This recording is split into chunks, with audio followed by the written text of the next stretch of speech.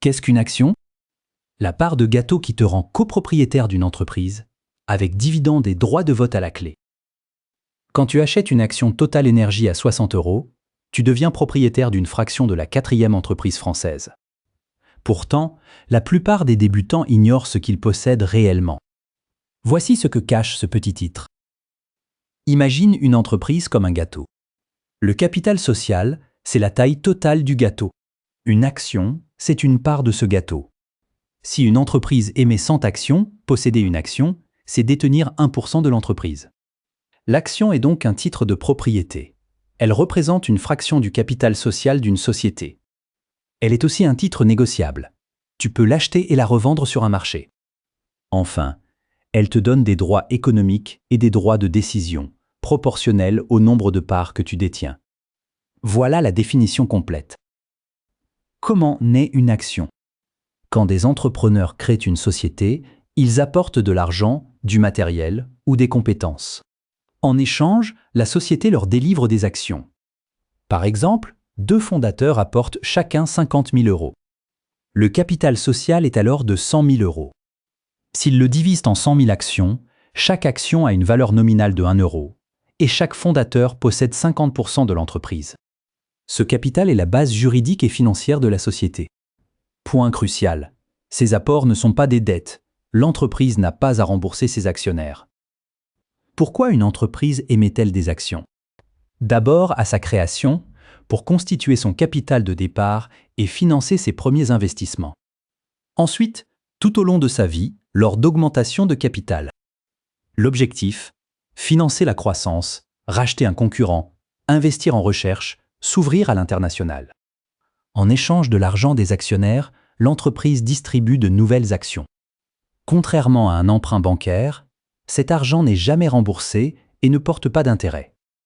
C'est exactement pour cela que l'action est risquée pour toi. Rien ne garantit que tu récupéreras ta mise. Tout dépend de la santé de l'entreprise. L'avantage le plus sous-estimé de l'actionnaire, la responsabilité limitée. Si l'entreprise fait faillite, tu ne perds que la valeur de tes actions. Tes biens personnels, ta maison, ta voiture, ton compte courant sont protégés. Tu ne risques pas d'être poursuivi pour les dettes de l'entreprise. C'est une différence fondamentale avec l'entrepreneur individuel ou le gérant de certaines sociétés, dont la responsabilité peut être illimitée. En clair, ton risque maximum est connu à l'avance. Il est plafonné au montant que tu as investi. Pas de mauvaise surprise au-delà. Cette protection est ce qui rend l'investissement en actions accessible à tous.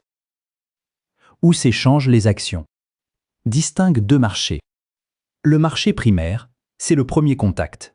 L'entreprise émet des actions neuves et les vend directement aux investisseurs pour récolter des fonds, par exemple lors d'une introduction en bourse. Le marché secondaire, c'est là où tu opères au quotidien. Ce n'est plus l'entreprise qui vend, mais un actionnaire qui revend ses titres à un autre investisseur. Euronext Paris est un marché secondaire. L'entreprise ne touche pas un centime de ces transactions. Pourtant, ce marché est essentiel. Il assure la liquidité, c'est-à-dire la possibilité de revendre tes actions à tout moment. Premier revenu de l'actionnaire, le dividende. Quand une entreprise réalise des bénéfices, elle a le choix. Soit elle réinvestit tout dans son développement, soit elle en distribue une partie à ses actionnaires. Cette distribution s'appelle le dividende, versé proportionnellement au nombre d'actions détenues. Si une société distribue 1 € par action et que tu en possèdes 50, tu reçois 50 € bruts. Le versement est souvent annuel, parfois avec des acomptes trimestriels.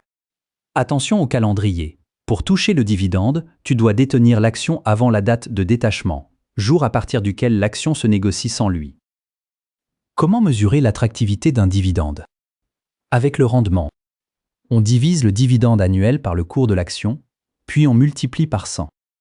Exemple réel, Total Énergie a versé un dividende de 3,22 € par action pour un cours autour de 60 €.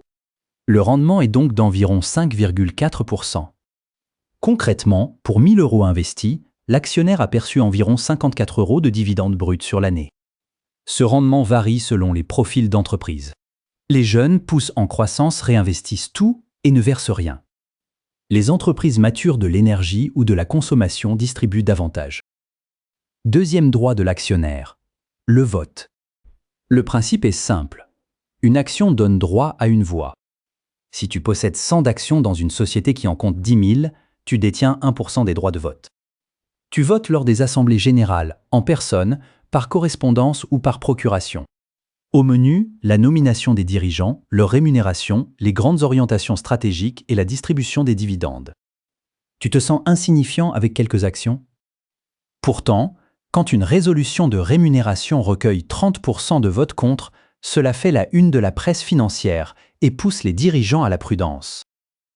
Troisième levier de richesse, la plus-value. C'est la différence entre le prix de vente et le prix d'achat. Tu achètes une action à 50 €, tu la revends à 80 €, plus-value de 30 €. Contrairement aux dividendes, réguliers et prévisibles, la plus-value est incertaine. Elle dépend des résultats de l'entreprise, de la conjoncture, des taux d'intérêt et de l'humeur des investisseurs. Pour juger une performance réelle, additionne les deux, c'est le rendement total. Exemple, 520 € investis, 160 € de plus-value, 60 € de dividendes. Gain total, 220 €, soit environ 42%. Terminons par les pièges du débutant. Premier réflexe à bannir, juger une action à son prix. Une action à 10 € peut être plus chère qu'une action à 100 €. Ce qui compte, c'est la capitalisation, le prix multiplié par le nombre d'actions. Deuxième piège, vouloir doubler son capital en quelques semaines. Les investisseurs qui tradent le plus obtiennent les pires performances. Troisième piège, tout miser sur une seule action, même adorée. Enfin, la règle d'or, n'investis jamais l'argent dont tu as besoin à court terme. Constitue d'abord une épargne de sécurité, puis place uniquement ce que tu peux laisser dormir des années. Retiens 3 choses. 1.